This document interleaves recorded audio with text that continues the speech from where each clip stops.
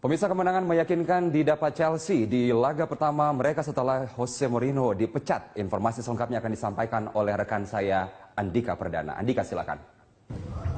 Baik, Carlos dan pemirsa, sebelum kita ke berita sepak bola dan olahraga, kita terlebih dulu ke kabar internasional, di mana terkait kontes kecantikan Miss World 2015, keterlibatan Indonesia dalam kontes kecantikan berskala internasional semakin membanggakan.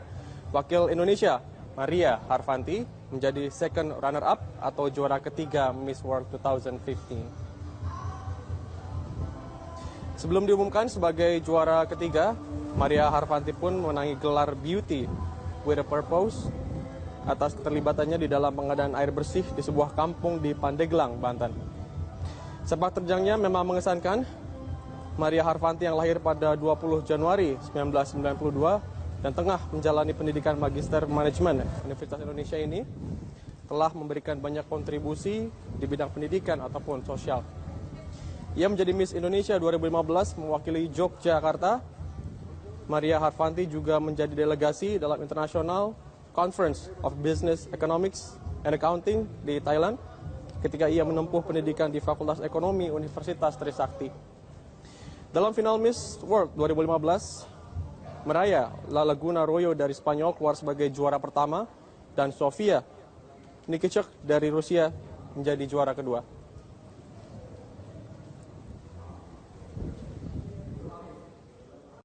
Yang tenggelam di perairan Teluk Bone kemarin.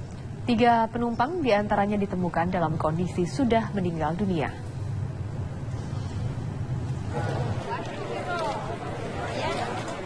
Upaya pencarian penumpang kapal motor Marina Express di Teluk Bone, Sulawesi Selatan membuahkan hasil.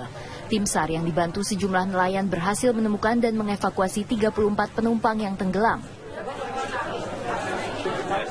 30 penumpang dievakuasi ke daerah Kolaka. 3 penumpang diantaranya ditemukan sudah dalam kondisi tak bernyawa. 3 korban tewas adalah Firdaus, Mutmainah yang masih balita, dan seorang korban lain berjenis kelamin perempuan yang belum berhasil diidentifikasi. 30 orang selamat, kemudian 3 dinyatakan meninggal. Sudah ada di rumah sakit. Nanti tinggal menunggu bagaimana proses untuk dibawa ke sini atau bagaimananya. Itu masih menunggu. Itu sudah dipastikan. Sementara 4 penumpang lainnya yang ditemukan nelayan asal Bone dievakuasi ke Pelabuhan Siwa, Kabupaten Wajo, Sulawesi Selatan. Hingga kini pencarian korban kapal motor Marina Baru masih dilanjutkan namun terkendala buruknya cuaca. Jadi hari ini kita turunkan kekuatan yang cukup besar, ya.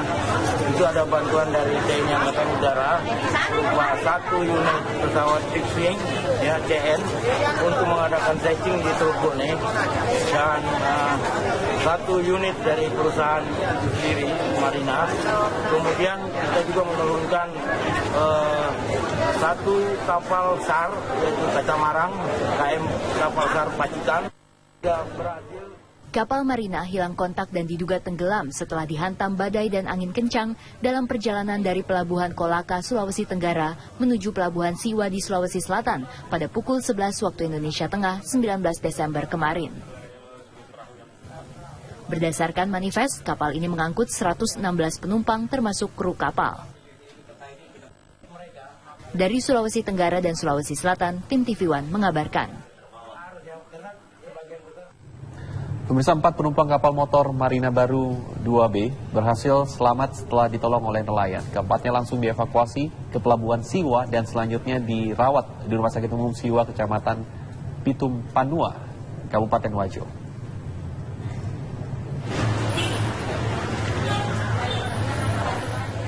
4 penumpang kapal motor Marina Baru yang ditemukan selamat adalah Berta yang berusia 62 tahun, Musakar 40 tahun, Abdullah 22 tahun, dan seorang bocah berusia 4 tahun, Rafli. Setelah dirawat di Rumah Sakit Umum Daerah Siwa, kondisi keempatnya mulai membaik. Salah satu korban, Musakar, mengatakan kapal mereka tenggelam setelah dihantam ombak besar dan angin kencang. Cuaca buruk membuat sekoci tidak berfungsi dan terbalik dihempas ombak. Semua pakai pelampung saja. Begitu di dalam penumpang semua naik ke atas. Itu kapal tenggelam miring, baru penumpang semua lompat. Psikosnya sempat diturunkan, Pak? Yang karet itu ya diturunkan, tapi ya tenggelam, tak balik kan. Keempat korban tersebut diselamatkan oleh Amiruddin, seorang nelayan asal Bone, Kabupaten Luwu, sekitar pukul 2 dini hari. Keempatnya lompat ke laut setelah kapal yang mereka tumpangi dari Kolaka menuju Pelabuhan Siwa tenggelam dihantam ombak. 4 orang. Pakai pelampung, Pak? Pakai pelampung. Kemudian Bapak tidak lihat korban lain? Tidak lihat yang lain, karena kencang sekali 3 meter lebih. Sekitar jam berapa itu? Sekitar jam 2. 2 subuh ya? Iya, subuh. Saat dievakuasi, kondisi keempat korban kapal tenggelam tersebut lemas dan langsung dibawa ke Rumah Sakit Umum Daerah Siwa. Dari Sulawesi Selatan, Puang Hendra Sutomo, TV One mengabarkan.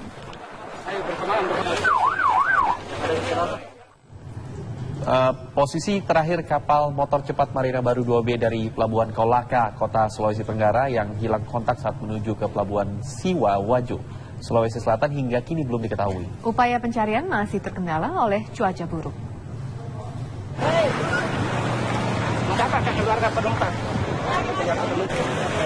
Kapal motor Marina Baru 2B jenis fiber cepat di daerah Teluk Bone mengalami mati mesin dan hilang kontak. KM Marina Baru 2B tersebut kehilangan kontak pada posisi sekitar 14 mil laut dari Pelabuhan Siwa. Saat kejadian, kapal yang memiliki kapasitas angkut sebanyak 100 penumpang itu telah membawa 91 orang dewasa, 5 anak-anak, 14 balita, dan 10 awak kapal. Satu armada PT Blibis Putra mengalami mati mesin dalam pelayaran dari Pelabuhan Kolaka menuju Pelabuhan Siwa. Kapal tadi berangkatnya itu dari jam 12.00. Seharusnya dia tiba di Pelabuhan Siwa itu jam 15.30 atau paling lambat jam 16. Sementara itu, tim Basarnas, TNI, dan Polri sudah mendirikan posko di Pelabuhan Siwa. Kapal Basarnas Pacitan saat ini juga diberangkatkan menuju lokasi. Namun, salah satu kendala saat proses evakuasi adalah cuaca yang buruk. Dari Kabupaten Wajo, Sulawesi Selatan, Puang Hendra Sutomo, TV One mengabarkan.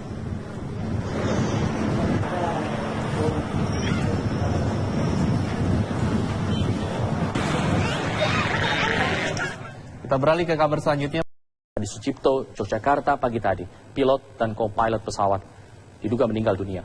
Kecelakaan terjadi sekitar pukul 9.45 pagi tadi. Menurut keterangan BPBD Yogyakarta, pesawat jatuh masih di area bandara. Inilah pesawat tersebut, dan memang pesawat ini berisi 2 awak pesawat, yaitu pilot dan co-pilot, Letkol Penerbang Marda Sarjono dan Kapten Penerbang Dwi Cahyadi.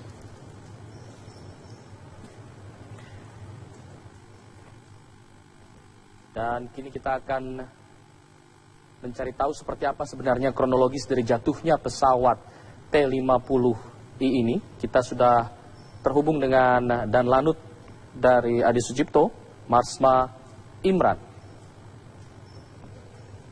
Imran Baidirus. Selamat siang, Pak Danlanut. Halo. Selamat siang, Pak Imran.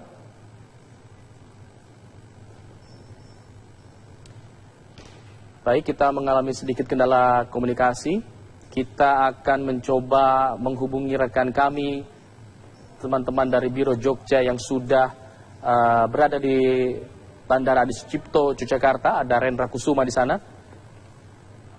Rendra? Baik. Rendra, seperti apa kondisi terkini di sana? Ya, Afat, memang pasca jatuhnya pesawat jenis T-50 di Lanut Adi Sucipto.